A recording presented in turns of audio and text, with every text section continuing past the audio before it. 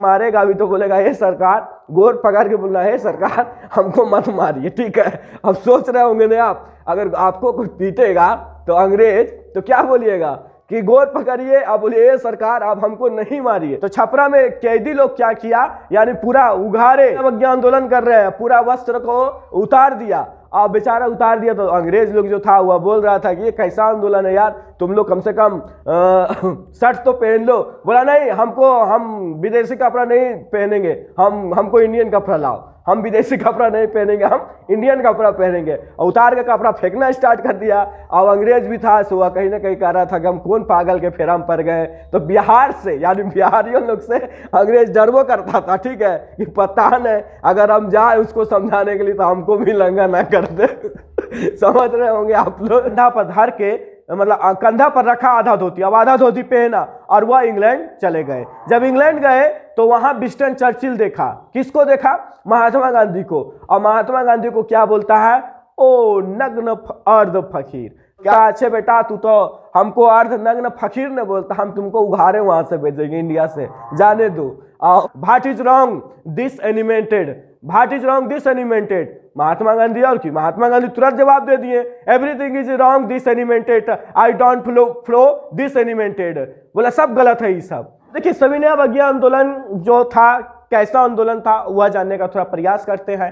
सविनय अवज्ञा आंदोलन से थोड़ा पहले देखिए, महात्मा गांधी जो थे न, महात्मा गांधी जो था अपना आश्रम चेंज करना चाह रहा था, ठीक है। क्योंकि नक्शा के हिसाब से, क्योंकि महात्मा गांधी से पहले आपको बताते हैं पंडित जवाहरलाल नेहरू क्या किए थे, पूर्ण स्वराज का घोषणा कर दिए कि पूर्ण स्वराज हमें प्राप्ति हो गया है। या इसके दौरान उन्होंने झंडा भी, भारतीय झंडा क्या किए, फहराया भी था।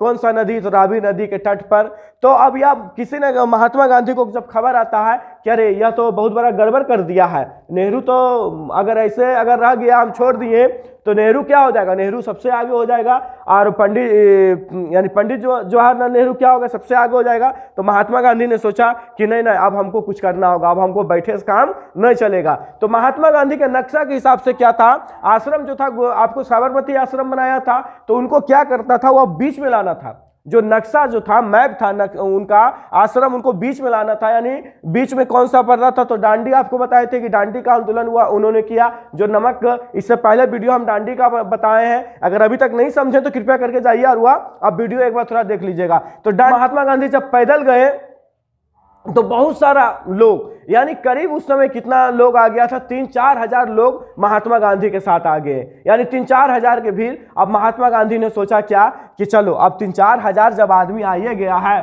तो क्यों नहीं मौका का फायदा हम उठा लें। अब महात्मा गांधी वहीं से क्या स्टार्ट करते हैं, सविनय अवज्ञा आंदोलन। जी हाँ, डांडी से ही सविनय अवज्ञा आंदोलन वहां से स्टार्ट करते हैं। और बोलते हैं किनको, इरविन को, क्या रे इरविन, तुमको हम यहाँ मतलब बता देंगे, अब तुमको हम क्या करेंगे, तुम्हारा हम सरकार का नींव हिला देंगे।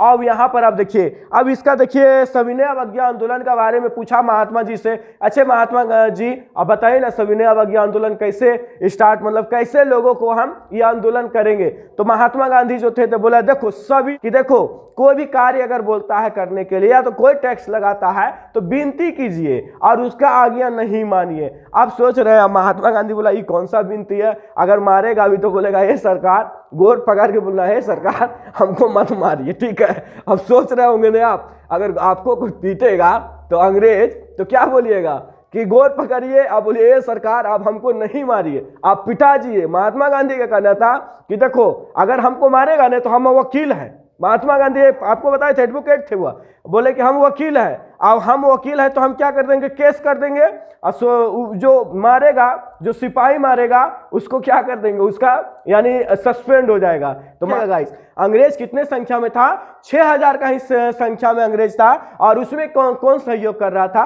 तो भारतीय लोग सहयोग कर रहा था। तो बोल रहा था कि अगर हमको मारेगा, या तो कोई भी व्यक्ति को मारता है इंडियन वाले को टैक्स के मामले में, अगर जो नहीं दे रहा है तो वह नहीं दे, अगर कोई किसी पर अत्याचार कर रहा है तो उसको क्या किया जाएगा, उस पर हम केस कर देंगे, उसको सस्पेंड कर दिया जाएगा।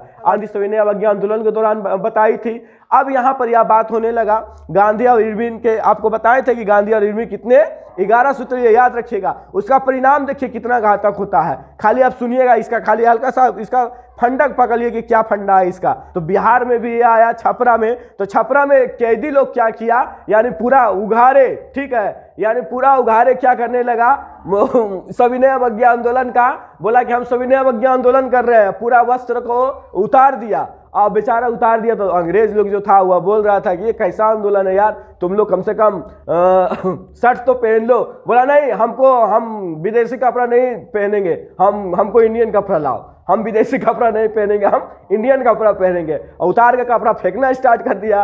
और अंग्रेज भी था सो वह कहीं ना कहीं कह रहा था कि हम कौन पागल के फेरा में पड़ गए। तो बिहार से, यानी बिहारियों लोग से अंग्रेज डरवो करता था, ठीक है, कि पता नहीं अगर हम जाए उसको समझाने के लिए तो हमको भी लंगा ना कर दे। समझ रहे होंगे आप लोग, ठीक है। या महात्मा गांधी ने आंदोलन प्रारंभ किया तो बवाल तो होना ही है। इसी आंदोलन में याद रखना गाइस, बॉयज के लिए यानी लड़कों के लिए बानरी सेना, इसी आंदोलन में लड़कों के लिए बानरी सेना और लड़कियों के लिए मंजरी सेना का गठन हुआ था। ठीक है, तो सविनय अवज्ञा आंदोलन जब स्टार्ट हुआ तो इसमें बढ़ चढ़ के महिलाओं ने बहुत हिस्सा लिया और जेंट्स ने भी हिस्सा लिया, और बहुत सारे लोग, गरीब, मजदूर, जितने व्यक्ति थे, आदिवासी तक इसमें हिस्सा लिया था। जी हाँ, किस आंदोलन में?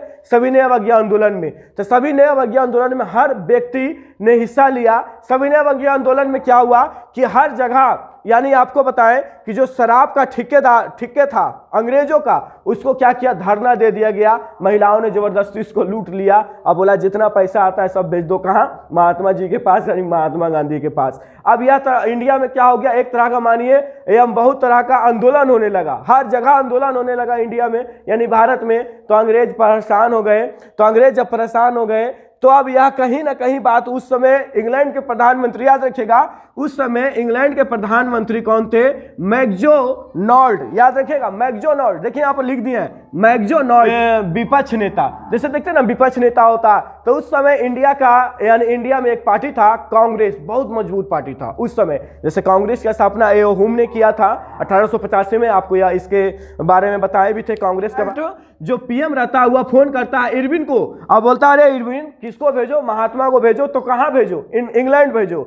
तो इंग्लैंड में क्या करता है, गोलीय सम्मेलन करवाता है। जी हाँ, प्रथम गोलीय सम्मेलन, याद रखिएगा प्रथम गोलीय सम्मेलन अगर आपसे पूछा जाए तो 1930 में। तो प्रथम गोलीय सम्मेलन कैसा सम्मेलन था, यानी क्या था, एक तरह का चार मतलब डेस्क बना दिया था, राउंड यानी गोल, बहुत सारा गोल था, और मतलब गोल बना दिया, और सभी लोग, यानी नेता भी था उसमें, पक्ष भी का नेता था और विपक्ष का भी नेता था। तो उस समय विपक्ष नेता था विंस्टन चर्चिल। जी हाँ, विपक्ष नेता विंस्टन चर्चिल। और यहाँ बोल दिया था इंडिया का नेता आ रहा, इंडिया का कांग्रेस नेता आ रहा प्रथम गोलीय सम्मेलन में, ठीक है। लेकिन ऐसा नहीं होता, प्रथम गोलीय सम्मेलन में इंडिया का कांग्रेस, इंडिया का जो बड़ा नेता होता है, कांग्रेस पार्टी जो होता है, महात्मा गांधी नहीं जाते हैं। क्यों नहीं जाते हैं? कि उस समय महात्मा गांधी अपने बिजी रहते हैं सविनय अवज्ञा आंदोलन में। तो जब नहीं जाते हैं तो बहुत बेइज्जत करता, विपक्ष वाला जानवे करते हैं कितना बेइज्जत करता। हाँ देखो, इंडिया से बुला रहा था नेता, कहाँ आया, इसका बात माना।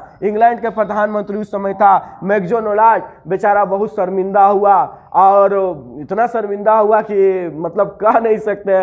अब विपक्ष क्या किया, पूरा चढ़ गया इस पर। इंग्लैंड का प्रधानमंत्री जो था उस समय, तो बोला कि देखो, बोला था आवेगा इंडिया का महात्मा गांधी, यानी कांग्रेस नेता आएगा। यहाँ देखो कोई नेता नहीं आया, यानी सभा क्या हो गया, स्थगित हो गया। प्रथम गोलीय सम्मेलन जो था वह स्थगित हो गया। और जब यह बेइज्जत हो गया बेचारा मैकडोनाल्ड, तो यह फोन करता है, किसको फोन करता है? डायरेक्ट इरविन को, दम भर इसको गरियाता है। तो इरविन को गरियाता है, काहेला कि हम बेइज्जत हो गए, हम प्रधानमंत्री, हम बेइज्जत हो गए, तुम्हारे चलते विपक्ष वाला हमको किसी को मुंह दिखाने लायक नहीं छोड़ा। तुम भेजता है कि नहीं भेजता है गांधी को? तो बोला कि देखिए ना, हम गांधी से तो बात नहीं कर रहे हैं, गांधी एगो हमको मांगा था, कितना सूत्र ये मांगा था, 11 सूत्र, करे जो मांगा उसको पूरा करो और इंग्लैंड भेजो। अब फिर क्या करता है, बोला ठीक हुजूर, क्योंकि पीएम की बात था, बोला ठीक हुजूर। कौन बोला? इरविन बोला ठीक हुजूर, हम आपका सेवा करेंगे, आप जो कहिएगा वही। तो 1100 सूत्रीय था, उसकी मांग क्या होता है, पूरा कर देता है। ठीक है, 11 सूत्रीय मांग पूरा कर देता है। पूरा करने के बाद बोलता है कि आपको हमारे पीएम इंग्लैंड बुलाए हैं।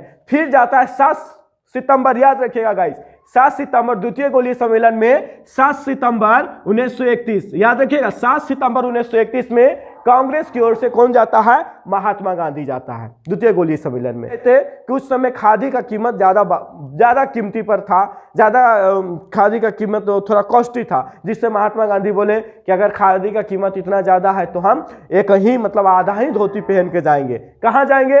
इंग्लैंड जाएंगे।